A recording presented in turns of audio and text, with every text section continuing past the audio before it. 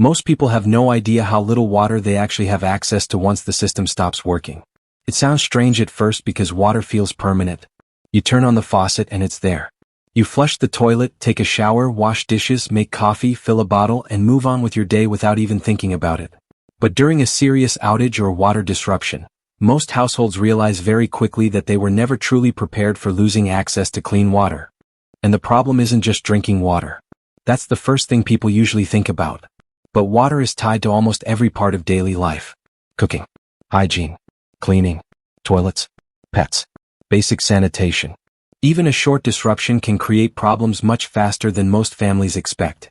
Over the last few years, more people have started paying attention to emergency preparedness because they've seen how fragile infrastructure can become during heat waves, storms, blackouts, droughts, and supply chain disruptions. And one of the first questions people usually ask is simple. How much water should a family actually store? The answer depends on several factors, but most emergency preparedness guidelines recommend at least 1 gallon of water per person per day for basic survival needs. That includes drinking and minimal sanitation. At first, 1 gallon sounds like a lot. But when you break it down, it disappears surprisingly fast. A person may need drinking water throughout the day, especially during hot weather. Then there's cooking, washing hands, brushing teeth, basic cleaning, and other small uses people barely notice during normal life. And if you have children, pets, medical needs, or live in a hotter climate, the amount can increase quickly. This is why many preparedness experts recommend storing enough water for at least several days, while others suggest preparing for 2 weeks or more whenever possible. Because infrastructure problems don't always resolve quickly. One of the biggest misconceptions people have is assuming water shortages only happen in extreme disaster movies or remote locations. But temporary water disruptions happen every year across normal cities and suburbs. Sometimes it's because of broken pipelines. Sometimes because of contamination concerns. Sometimes because storms knock out pumping stations or treatment facilities. And in drought-prone areas, restrictions can appear long before people expect them. Modern water systems are incredibly complex. Cities depend on reservoirs, treatment plants, underground pipelines, pumping stations, and electrical systems all working together continuously. If one part fails, millions of people can feel the effects very quickly. And when disruptions happen, stores usually run out of bottled water almost immediately. We've already seen this pattern repeatedly during hurricanes, winter storms, floods, and large power outages. Within hours, shelves empty out. Traffic increases. Deliveries slow down.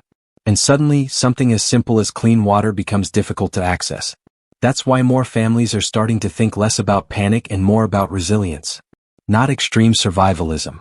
Just practical backup planning. And interestingly, preparing water storage today is much easier than many people think. Some households use stackable water containers designed for long-term storage. Others keep emergency water reserves inside garages, basements, or utility closets. Portable filtration systems have also become extremely common because they create flexibility during emergencies. Even simple preparedness steps can make a huge difference. For example, storing just a few extra days of clean water can significantly reduce stress during temporary outages or boil water advisories. And beyond storage itself, many people are becoming interested in alternative water access methods. Rainwater collection systems are growing in popularity in some regions. Portable filtration systems allow families to safely process additional water sources if needed. And newer atmospheric water collection concepts are drawing attention because they focus on extracting moisture from humidity in the air through condensation systems. Most homeowners exploring these systems are not trying to disconnect completely from society.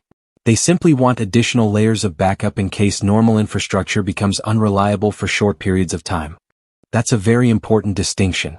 Preparedness today is becoming less about fear and more about redundancy. Modern life depends heavily on centralized systems functioning continuously. Electricity, water, communication networks, transportation, supply chains.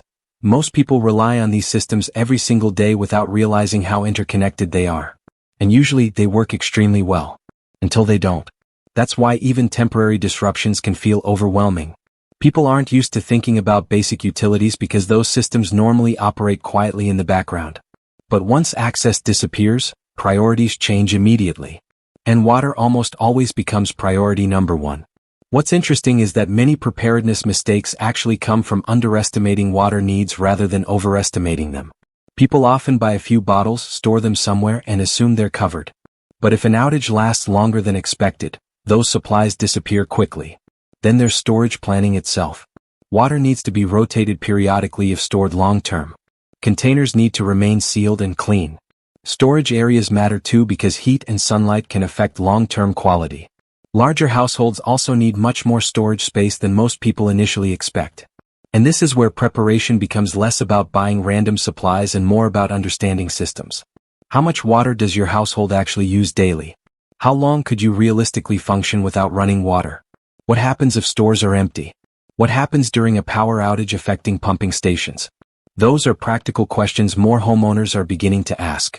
And perhaps the most important lesson is this. You do not need to become fully off-grid to benefit from preparedness thinking. Even small improvements matter. A few extra days of stored water. A reliable filtration system. Backup containers. Emergency sanitation planning. These are simple steps that can dramatically improve stability during temporary disruptions. Because resilience is rarely about one massive solution. It's usually built through multiple smaller layers working together. And as infrastructure challenges continue increasing in many parts of the world, more families are realizing that preparation is no longer something reserved for extreme situations. It's becoming part of normal responsible planning. If you found this video useful, subscribe for more content about infrastructure, preparedness, off-grid systems, emergency water solutions, and practical self-sufficiency strategies.